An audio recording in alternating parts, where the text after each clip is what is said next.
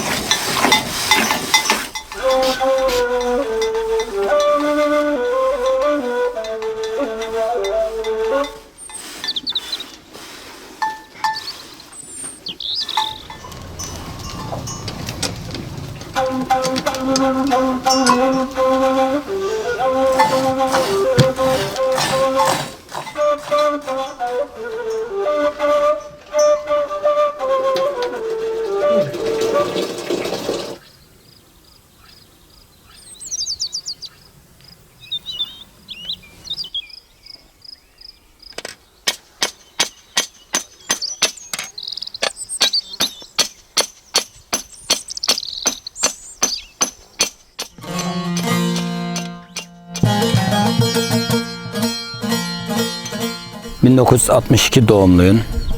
Ta çocukluk hayatım böyle ilkokula ilk gittiğim günü hatırlıyorum. O günden bugüne 50 sene geçti. Daha sonra işte hayvancılığın arkasına düştük.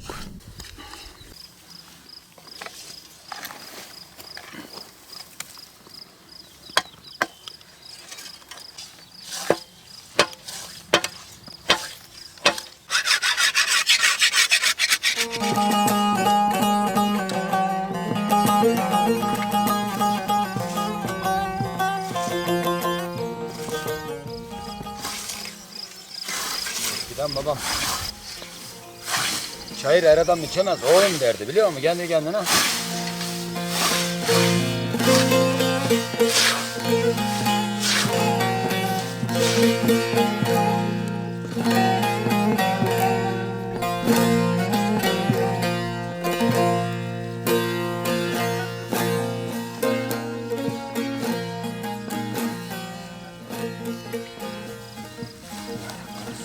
Niye kopuyorum şimdi?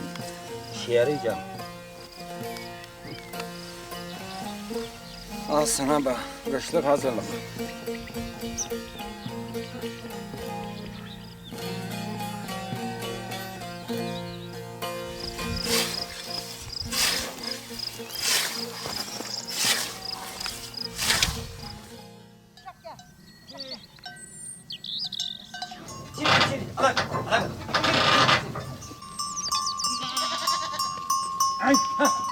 Hayvancılığı yine devam ettiriyoruz. Baba mesleği, başka şey de görmediğimizden, hep gözümüz bundan açıldığından şimdi devam ettiriyoruz.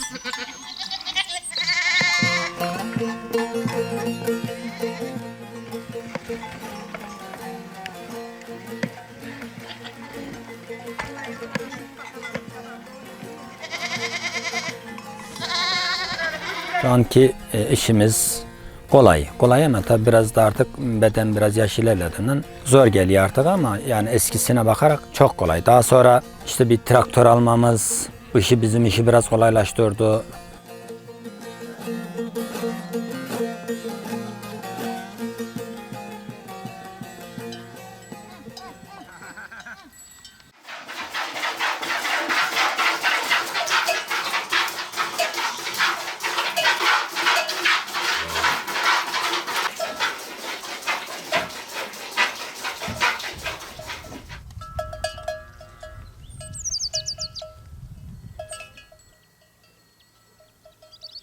Biz merak ediyorduk işte, geçi, sığır bizim hak ettiğimiz burada.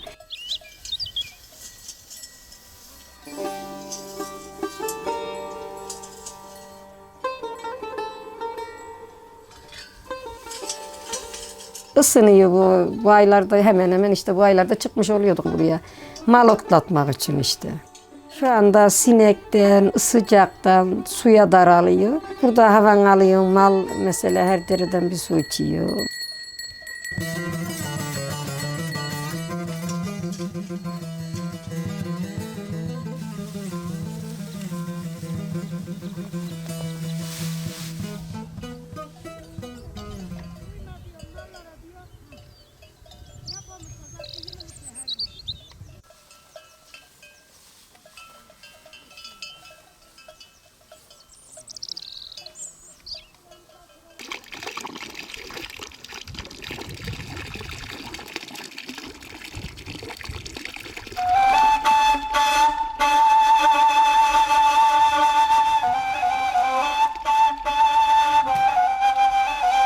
Eve bir bakayım. Ayım oldu, kurt mu oldu? Kilidini ev bozmuşlar bakalım. Ya benim hayat burada çok geçti.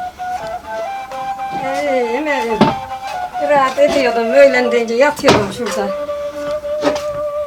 Rahat ediyorduk biz burada.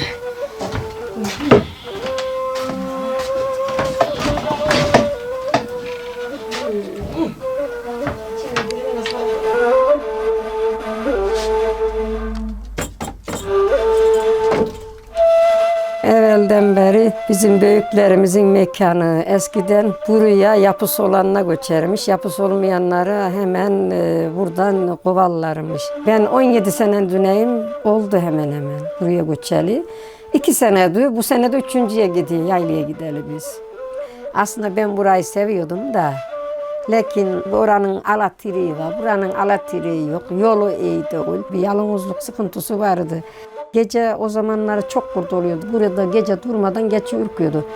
Bebekle de işte teyzemin evi güzel olmuş, biz de yapalım dedi. Öyle dedi o sene evin yerini gazda hazırladı. Tuğlasını getirdik. Baharında her şeyini hazırladı. Verdi 3 ayın içinde evi yaptılar, içine girmeli oldu.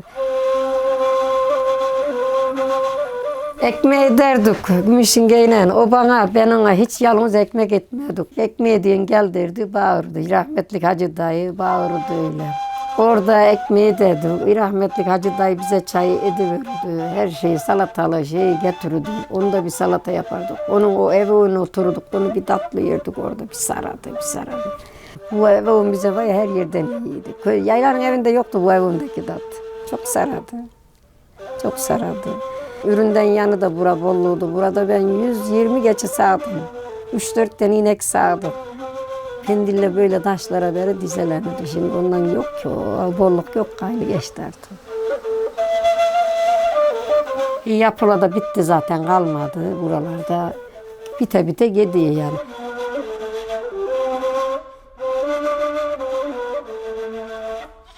Hey! Hey!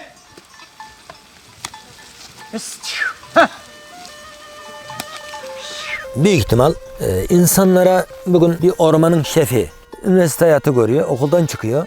Bu insana sahada eğitim mi göstermiyorlardı? Bilmiyorum, ne hikmetse böyle bir yalan yanlış kasıt mı vardı? Adam ne yapıyordu biliyor musun? En sonunda bunu söyleyen ormanın memuru. Ormanın ötüsünü bozuyor diyen ormanın memuruydu. Mal ormanın ötüsünü bozuyormuş. Bırak gelsin. Ötüsü neyle bozulur? Ötüsü şu ot sadece hiçbir mal gelmezse şöyle dimdik durar. Mal gelince biraz yatok stok olur. Ötüsünü bozuyor. Ama bugün herkes de biliyor, onu da biliyor. Ormanın bir yerine şöyle bir toprağa karıştırdığın zaman hemen oradan fidan bitiyor. Şu çayır olan yerde orman, şu çayır olan yerde fidan bitmez. Mutlaka toprağın karıştığı yerde biter. Mal orada gide gele buradaki bu otu eziyor. Yukarıdan düşen tohumu da toprağa karıştırıyor. O tohum da toprakta kendine kök ediniyor.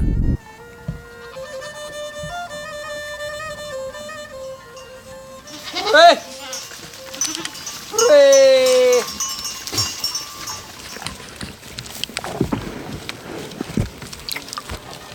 Yani neymiş? Japonya'da hiç böyle avluda dahi geçip beslemek ne kadar doğru onu da bilmiyorum. Avluda dahi geçip beslemek yasakmış. Türkiye'de de öyle bir şey aldılar neredeyse. Geçinin kokunu kesebilmek için. Türkiye'de bir tamam davarın kokunu kesebilmek için. Davar zararlı. Davar neye zararlı? Davar şurada bir fidan vardır. şöyle 1 yaşında 2 yaşında bir fidan vardır. Bu fidana yazın hiçbir şey yapmaz. Bu fidandan yazın kaçar mal. Ha kışa geçince belki tepesinin fitilini koparabilir. Ancak kışın. O da bence hiçbir etki etmez. Ya burada işte bak dağların içerisinde, mal bu dağların içerisinde olduğu halde her yeri orman basıyor.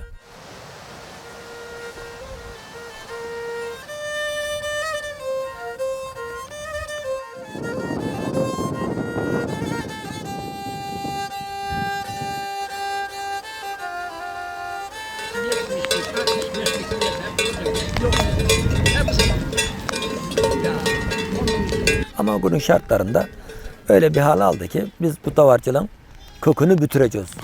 Ha bitirmek üzerelerdi.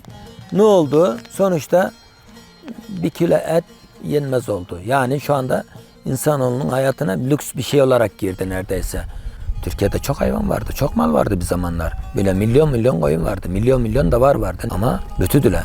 Yani baktılar olacak gibi değil. Jandarmaya dahi emir verdiler. Jandarma gördüğü yerde, senin bu gördüğü yerde bu davar ne arıyor burada? Hadi sür, götür. Yani öyle bir hale geldi.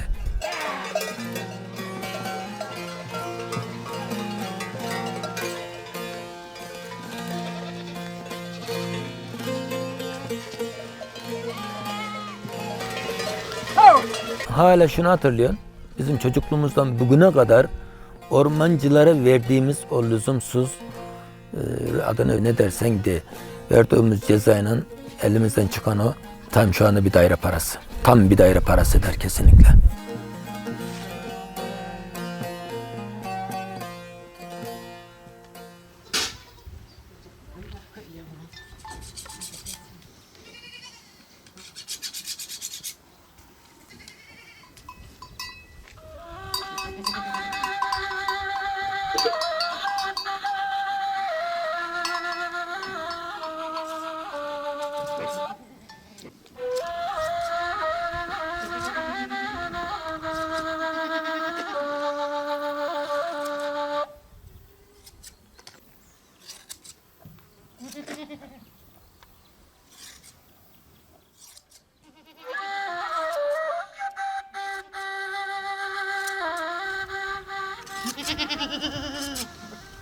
Bunun adı bunun adı tel, kertme yani.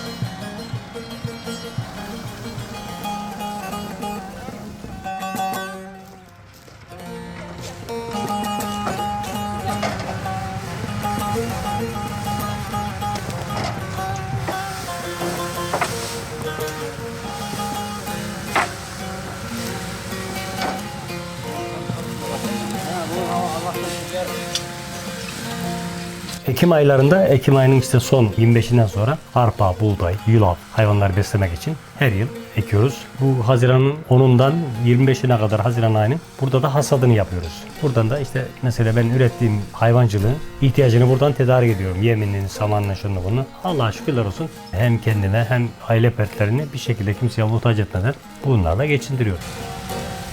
Annem bize derdi ki bir isteyene odun verin ama saman vermen derdi. Çünkü hayvanlarımıza saman yetmiyor diye. Şimdi ise samanlar hasat edilirken %25'i bir kere tarlalarda israf ediliyor. Balya yapılıyor. Biçer biçeken birazını inceltiyor, o oradan döküyor. Anasının arasına kalıyor.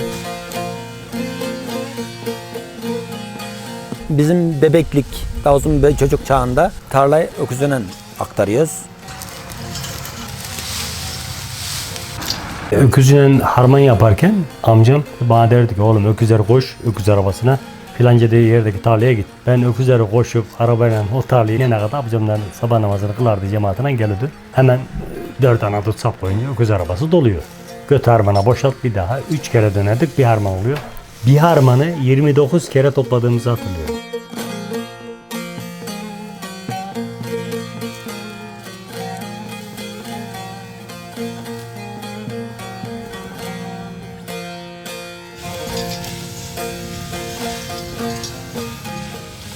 Adam mesela çok onun şartlarında zengin olanların içi 9 oluyor. Günde 2 harman olduruyor. Adam işi çabuk bitiriyor. Adam yalnızsa onun bir de şimdi harmanı böyle sık sık aktarma şeysi işte yaba, dirgen onlarla böyle harmanı aktarmak gerekiyor.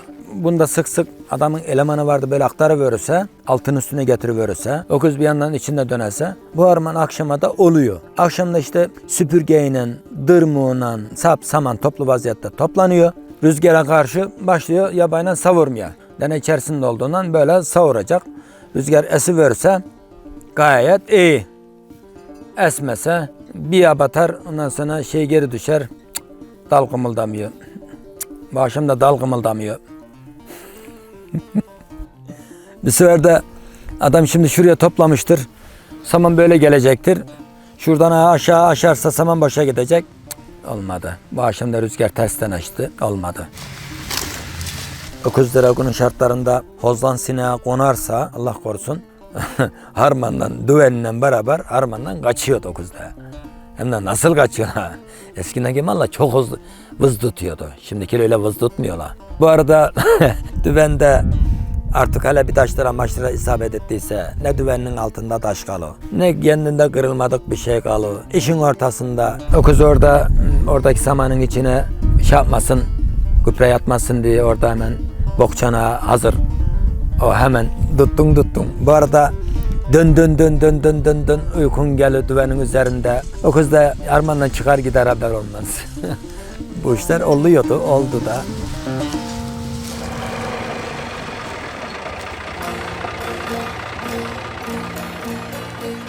Şimdi geçmişte karpuz nerede? Yok. Adam ne hak edebiliyor? Patates. Bahçelerde bir kabak, kış boyu milletin en çok tükettiği şeylerden birisiydi.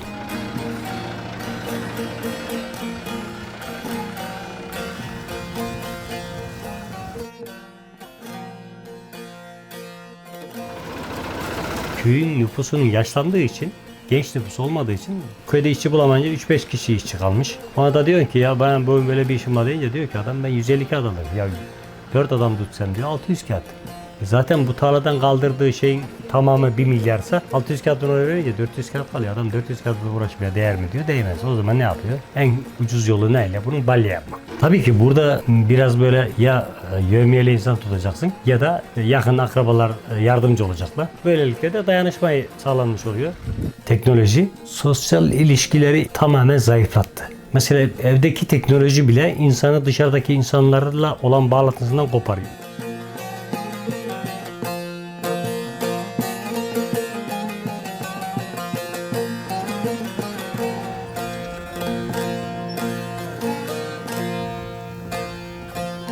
Ya eskiden günlere işte anlattık. Yokluklar, kıtlıklar, öküzünden sürmeler, eşeğinin katırından çekmeler. Ama bugün arabayla çekiyorsun, huzur yok. Huzur yok, güven yok, insanların birbirine saygısı, sevgisi yok.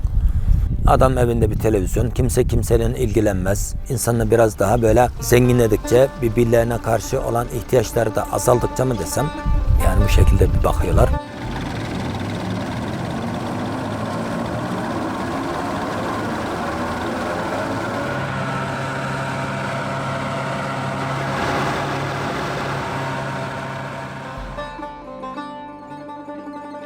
İsraflardan kaçınmak lazım. Kaçınmak için de çocuklarımızı güzel eğitmemiz lazım. Örneğin sofrada bir lokma ekmek artmış. Bunu bir dahaki yemek saatinde getirip sen bunu kendin yersen çocuğuna zaten yedemene gelmek gerek kalmaz. Çocuk ailem böyle yapıyor diye onu görer ve o israftan kaçınır. Şimdi hayvancılıkla uğraşan insanların bu kadar zinde kalması belki daha yıllarca hayvancılıkla uğraştığı için. Hareketli bir yaşam, o da sağlık demek zaten. Mesela odun kesiyor, hareket. Tırpan biçiyor, hareket. Obuya geliyor bak 2 saat yürüyor, hareket. Bu da insanları çok sağlıklı yapıyordu. O insanlar öyle bugünkü gibi fındık fıstık yiyordu, çekirdek süzüm yiyordu. Bunlar o günün insanlarına göre çok lüksüdü, lüks. Mesela yoğurda eskiden ne demişler? Kışın beylerin önünde, yazın kellerin önünde derlermiş yoğurt için. Biliyor musun? Bir zamanın yoklukları.